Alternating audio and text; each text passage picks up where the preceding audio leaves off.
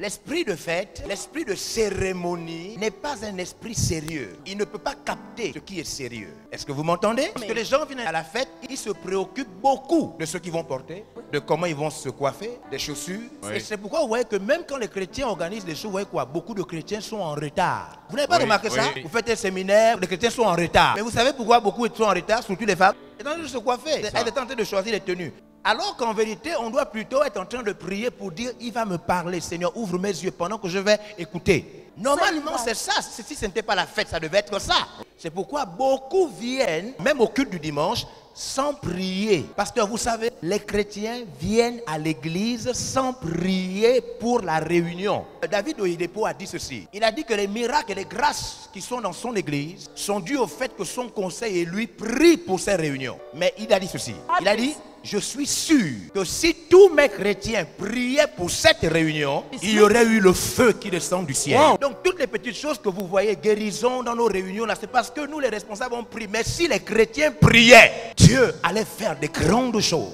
Je veux que les pasteurs le sachent. Tout ce que vous vivez dans vos réunions, c'est parce que vous priez, votre conseil prie. Mais si vous poussez vos membres à prendre au sérieux les réunions, à s'attendre à Dieu comme vous, la puissance du Saint-Esprit, la révélation de la parole de Dieu, les guérisons, la prospérité va s'augmenter. La Bible dit, dans Actes chapitre 4, ils étaient tous là, après la persécution. Ils levèrent leurs mains au ciel et ils disent, Seigneur, toi-même tu as écrit qu'ils vont persécuter ton saint. Les rois et les princes de la terre vont se lever contre ton oint. Maintenant, Seigneur, donne-nous de prêcher ta parole avec assurance. Ils étaient nombreux. Tout le monde priait pour la même chose. La Bible dit, après leur prière, le lieu où ils étaient. Oh, si chacun de nous peut prier pour une réunion, au lieu de se coiffer, si chacun peut prier pour une réunion, au lieu de chercher la chaussure qu'on va porter, si chacun peut prier pour une réunion, Dieu va nous honorer. Ils n'étaient pas 3, ils étaient 120 dans le chapitre 1, parmi lesquels il y avait aussi Marie, la mère de Jésus. Il n'y avait pas que les 12 apôtres. Les 120 priaient, les 120 priaient. Tout à coup, il vint du ciel comme un vent, comme un vent. Amenons les chrétiens à prier pour les séances depuis la maison. Ils viennent avec des maladies mais sans prier pour rencontrer Dieu.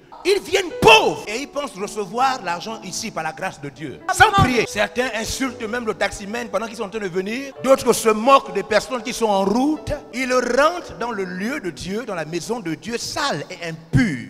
Alléluia. Et ils veulent voir la puissance de Dieu tomber. C'est pourquoi c'est lourd. C'est pourquoi les réunions des églises sont lourdes.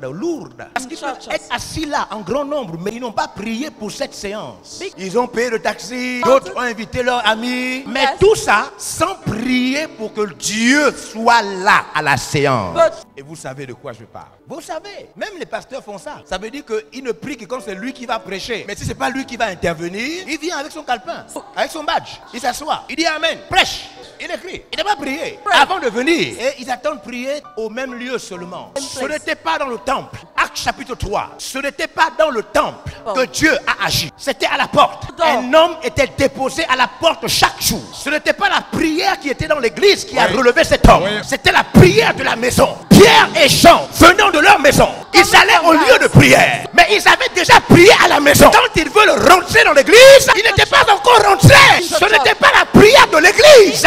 C'était la prière de la maison. Avant de rentrer, un homme leur dit, donnez-moi un peu d'argent. Ils veulent rentrer. Je n'ai ni or, ni argent, mais j'ai quelque chose. Parce qu'on peut ne pas avoir de l'argent, mais on peut avoir quelque chose. Quelque chose qui n'a pas de corps. Quelque chose qu'on n'attrape pas. Quelque chose qui n'a pas de couleur. Quelque chose qui n'est pas académique. Il dit, je n'ai ni or, ni argent. Ce que j'ai, il avait quoi? Il n'a pas d'or, il n'a pas d'argent, mais il a quelque chose. Il dit, j'ai quelque chose. Regarde-moi. Les fixants, s'attendant à recevoir de quelque chose, il dit, au nom de Jésus-Christ de Nazareth. Pierre et Jean ne sont pas venus à l'église vide. Ils avaient déjà prié. Ils venaient seulement à l'église pour s'associer à la prière des frères. Parce que la prière des frères peut faire trembler le lieu où on se trouve.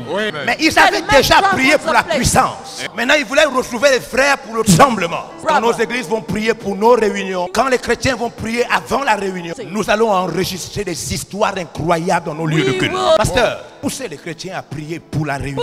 Je vous invite à vous lever et à faire sortir l'esprit de fête de ce lieu.